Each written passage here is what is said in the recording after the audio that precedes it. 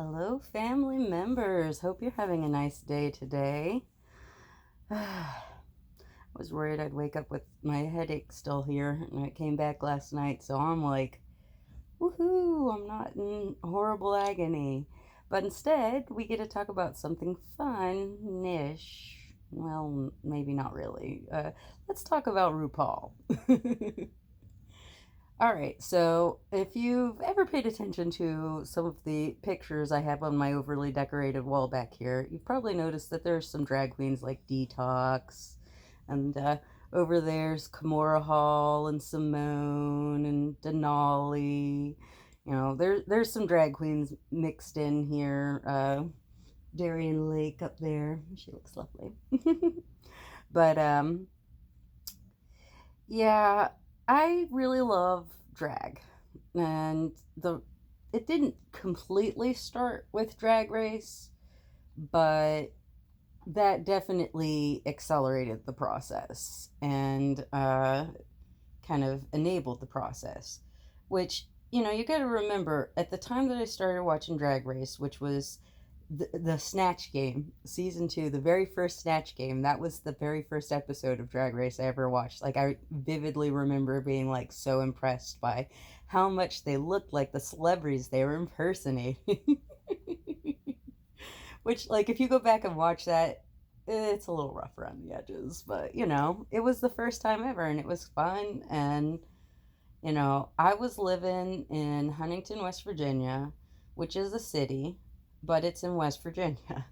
So we did have a gay bar in town, but I didn't really ever go there because I didn't really have that many queer friends in Huntington at that time. And so I got into watching Drag Race season 2 when I was still, living in West Virginia, didn't have sort of the access to the drag community that I have now. So, fast forward a few years, when I moved back down to Florida, I started going out to drag bars like all the time, and I met drag queens that I have as like friends. And I actually had one of them come to Thanksgiving dinner with me once, which was really fun. Not in drag, but you know, um, I learned a lot about local drag in the intervening years, and the more that I learned, the more I realized that RuPaul was sort of a problematic figurehead, right?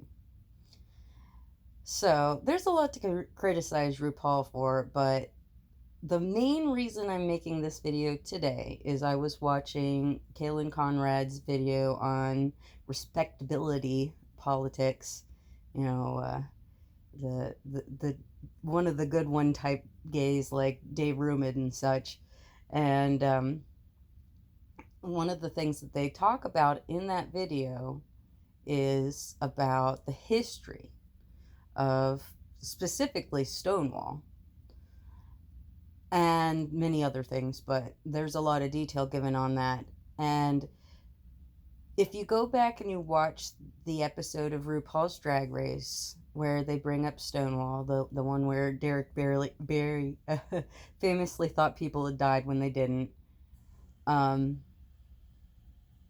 he characterizes it. He says that it was a drag queen who threw the first brick at Stonewall. And that's not true. That's a lie. Or at least it's not verifiable. It might strictly be true, but nobody knows for certain if that's actually the truth. But it's also very misleading because the real instigator of the riot, the one that got it started, was a drag king. So RuPaul on his show made a big deal about how drag was important to, queer history and queer rights, and used the example of a drag queen starting the Stonewall riot but erased that it was actually a butch lesbian drag king that actually got the whole thing started. That she was the first one to start fighting back and demand that the crowd outside do something. And it was her brutal, bloody beating that instigated everything. And he just erased her. Which doesn't surprise me at all. Because if you haven't realized that RuPaul's misogynistic by now, you haven't been paying attention, I don't think. And so, yes, he's never allowed any cis women on his main show. He has deigned to allow an English cis woman on the English version, but not a. It cracks me up that there's literally been more cis heterosexual male drag queens on Drag Race than cis female. Period. Like, wow. So there's that. And there's also the fact that the one cis female that was allowed to be on a season they actually, judged, well, she wasn't a drag king, she's a drag queen. For some reason, he just feels completely entitled to completely, the biggest drag platform in the world. And drag kings are just arbitrarily excluded because he decided they should be. So yeah. Once I realized that that part of history that I had never known, and part of the reason that I had never known it is that people like RuPaul, who, used to be known for saying that the only difference between a drag queen and a transsexual woman was a certain amount of money and a good surgeon. It's just like, oh gosh. But anyway, yeah, once I realized that, I just became so angry that that was hidden away from me, you know? That whole video of Caitlin Conrad's, which I will include a link in the description, talks about this to a certain extent, how um, the edges of they call it gender and sexual minorities community. I don't particularly like that term, but I'll come back to that. Anyway, um, has always been sort of written out of the history that we basically get the version, when we do get gay history, when we get the version of gay history through the lens of white gay men, and maybe now white lesbians, maybe, but they get marginalized within their own community a lot too. And it's obviously it's in the interest of the people who want to suppress minorities to fragment us, to keep them separate so that we can't unite and work towards common goals. And people within our community that do that are particularly gross. They're just trying to be one step above us.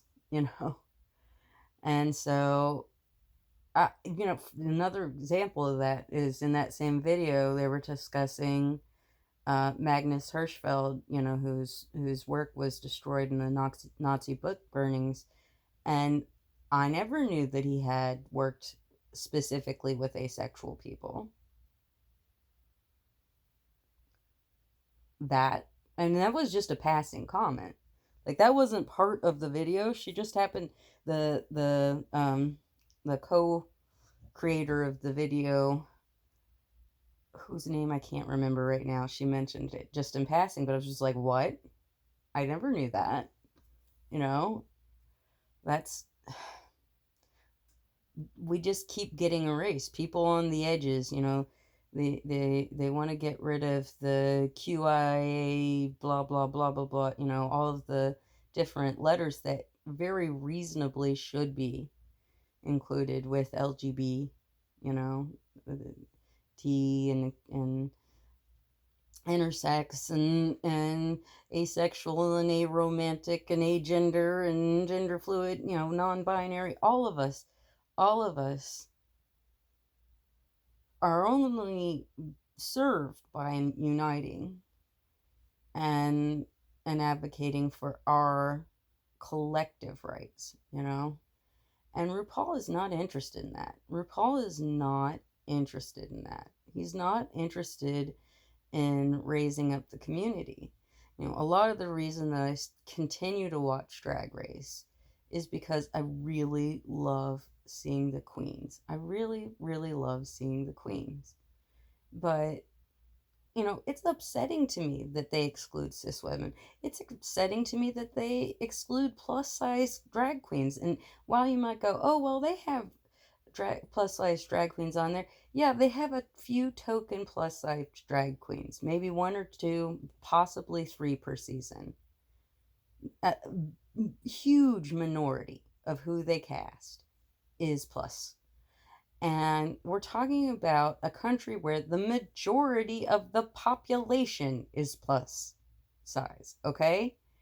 And so when you're casting a portion of the population that in that small a ratio, yeah, I guess it's no wonder that they've never actually had a plus size winner before, and who knows if they ever will. Like, I was looking through the list again, just trying to refresh myself, and I'm like, I think the closest they've ever had to a plus size winner would be like Bob the drag queen, maybe? And Bob is not. I mean, Bob's not stick thin, but Bob's pretty fit. So I don't.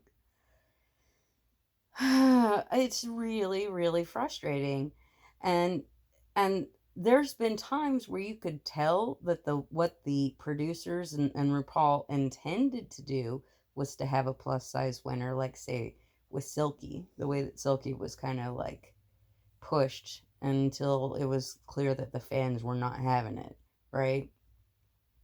And that is so awful because it really made Silky look bad. But the thing is, if you undercast a certain type of person so significantly, if you undercast fat people so significantly, then the odds that the one that you decide to select is going to hit with the fans the way you want it to, it's not going to be that high. Like, if they had just from the beginning cast people of all body types in reasonable proportions, we'd have a plus size winner by now. And it still breaks my heart that Eureka didn't win. I don't understand why she didn't win. I like Aquaria a lot, don't get me wrong. She was amazing in a lot of the challenges and on the runway, and I've seen her do interesting fashion since then. But there is no disputing that Eureka O'Hara is far bigger star than Aquaria is. Like, I mean, she has a fame outside of Drag Race.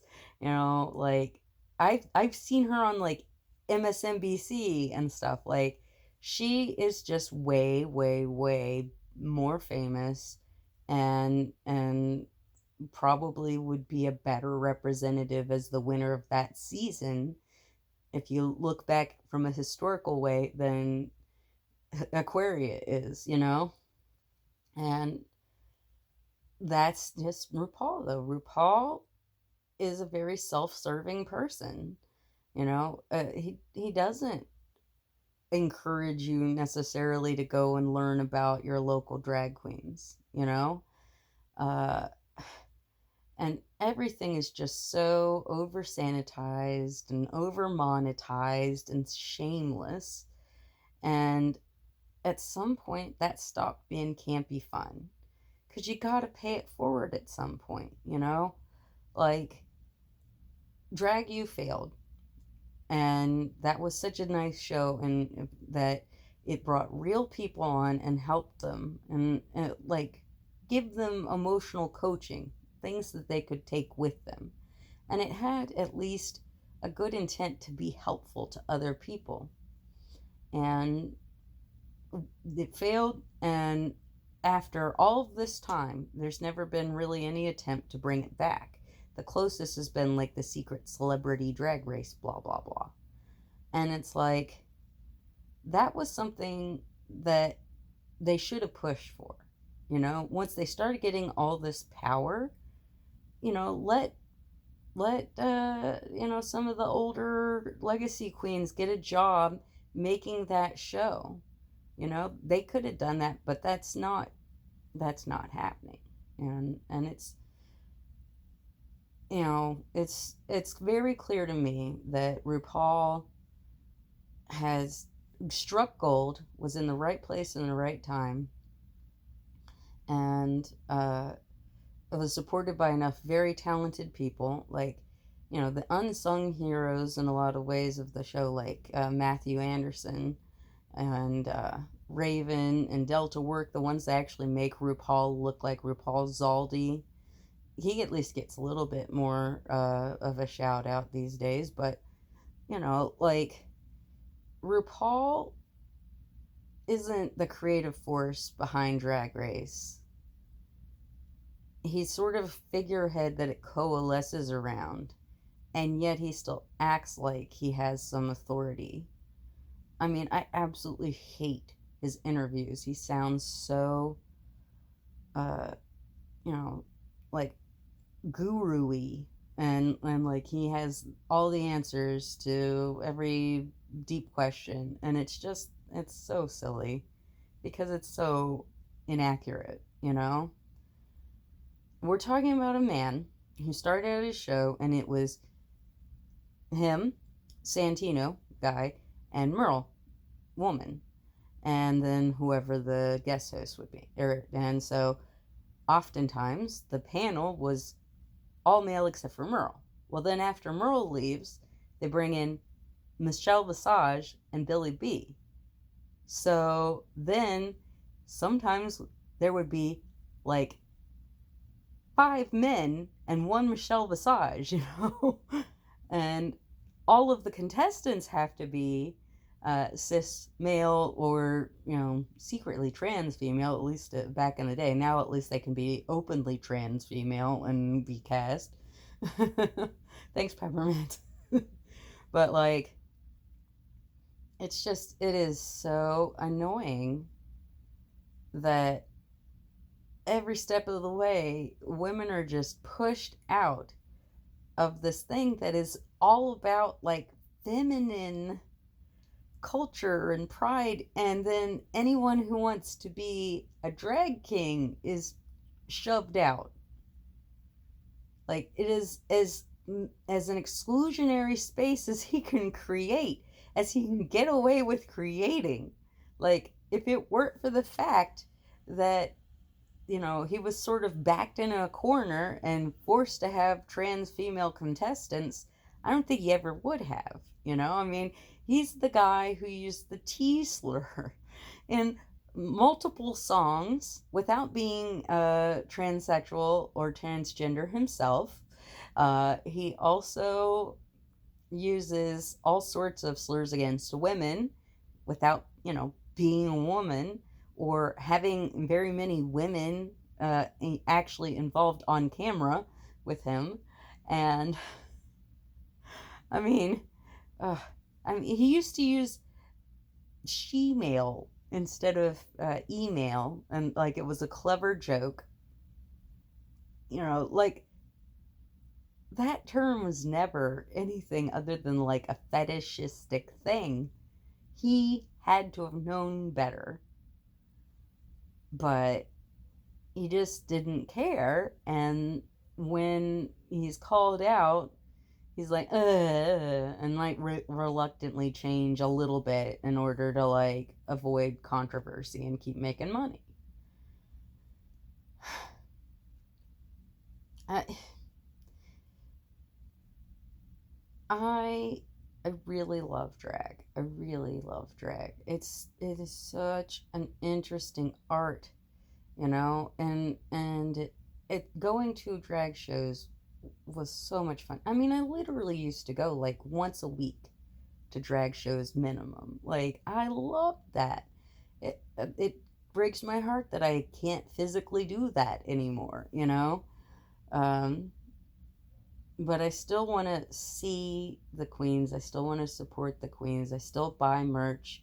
I still buy prints. You know, back when I could, I went to the shows when the queens were touring, as well as going to local shows with local girls. Like, there's so much more to drag than what RuPaul wants to show you. And, you know, we're not even getting into how much he exploits um, the how much he exploits um, the actual contestants. You know how unfavorable the contracts are, and how, like, for example, I just literally just saw a video like 15 minutes before I started recording this, where Jinx Monsoon and Roxy Andrews had to address their quote unquote feud yet again because there's been backlash to Roxy being cast on All Stars because of how she treated Jinx. And everybody admits that they don't have any beef. They're over it. There's no problem between them. And obviously, it's pretty clear that it was edited in a way to make Roxy look like the villain because they knew how the show was going to end. They wanted it to be satisfying when they crowned Jinx, okay? Like they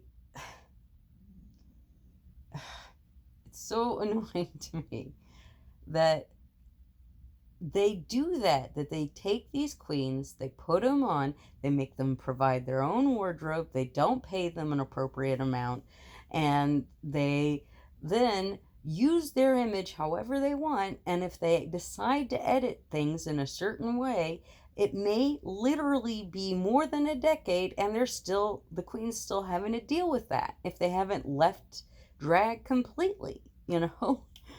And it's just, I wish we had a better option. I wish that there was, uh, you know, an alternative to this. You know, I wish that one of the big drag pageants or something would start its own reality show. Or, you know, I mean, I like the idea that Dragula exists, but I'm not into horror, so I've never watched it.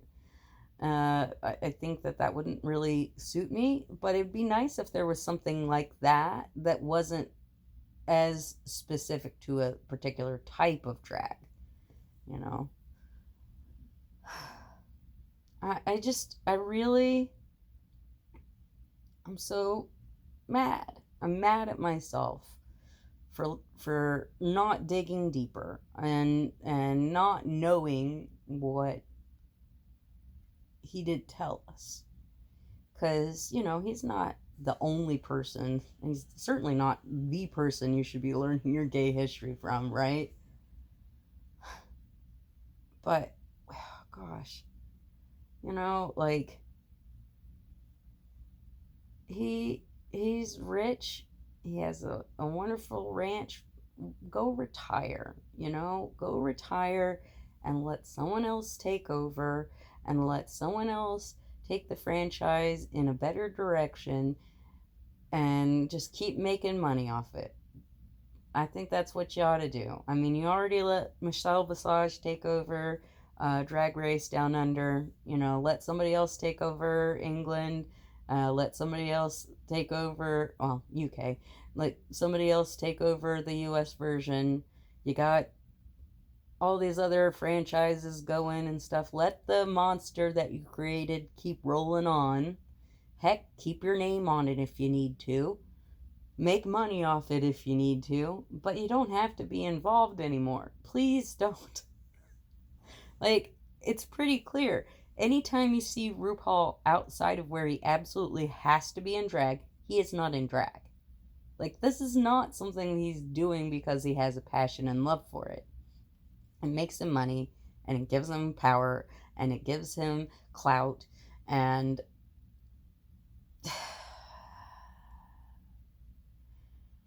it's he's been elevated, and yet he steps over other people and pushes other people down, and he doesn't give a fuck. He really doesn't. I mean, we know that. I mean, he literally told Pearl, if the cameras aren't rolling, I don't care, don't talk to me, like, none of it is real. It's all for show. It's all for the cameras. Everything about him is surface level, and on some level, that is a element of drag. There's an element of performance, of playing a character, but he's always demanding emotional vulnerability from his winners, right?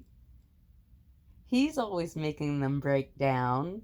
He's always showing them pictures of themselves when they were young. He's always exploiting their emotional trauma, their harsh family backstories or whatever for drama on his TV series.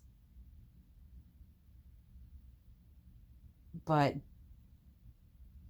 is he out there really fighting for the community that is supporting him?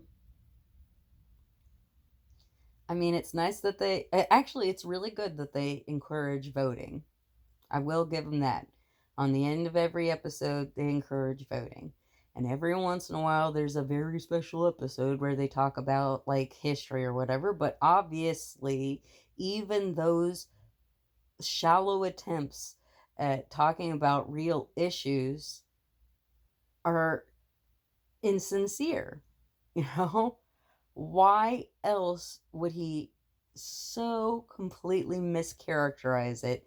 Why would he refer to Marsha P. Johnson as a drag queen when she was transgender woman, and was very clear about that, and very clear about wanting to get surgery and transition medically? Why, when, I mean, at the time, being a drag queen and a transgender woman was conflated. But he knew better. We knew better. What drag queen meant at the time that he said that was not equally applicable to transgender women. In fact, he was exclusionary of transgender women, right? Like, oh, you can have as much plastic surgery on your face and your body as you want as long as you keep your genitals. If you change your genitals, then you have an unfair advantage. Really? That is wild. And that was, the very openly, stated policy of Drag Race and RuPaul, and thus Drag Race, for a long time, is that the only surgery that gave you an unfair advantage is the kind that affected the parts of your body that you can't show on TV. Okay. Sure. Yeah. We're talking about a person who went out of his way to in one statement erase a transgender woman's transsexual identity and a butch drag queen or drag king entirely. And because of the position that he was in, I had known for some time that Marsha P. Johnson may or may not have actually been the one who threw the first brick, so to speak. I mean, she said she wasn't there that first night. So I knew that that was in dispute, and obviously she'd have reason to lie about that too, because but I did not know about the drag king that he erased because he didn't mention her, and we don't get taught our own history. So, I did say before I left I would explain why I didn't like gender and sexual minorities. The reason I'm not a big fan of that is the sexual part, because this is a problem that I have with the whole pride community in general. Um, it's this like fixation on love and sex and sexual orientation, sexuality and romantic orientation are part of it, but it's not only that, I mean, when you say gender and sexual minorities, it to me erases aromanticism, and I don't know. I just don't like gender and sexual gender. The gender part I have no problem with. The minorities part, the sexual part, I don't know. I think I would prefer gender and orientation minorities, perhaps. But I mean, I understand that there's a lot of different terms that people use for different reasons. They argue in the Kaylin Conrad video that I was mentioning that they don't like the term queer. That some people consider it appropriative because originally it was meant as sort of an intersectional term and one that implied like radical, you know, gay rights action and belief. And I don't know. I think that that argument.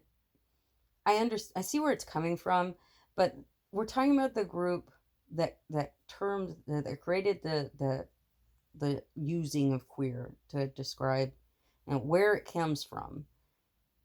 That radical group, they had the slogan, "We're here, we're queer, get used to it." And I can't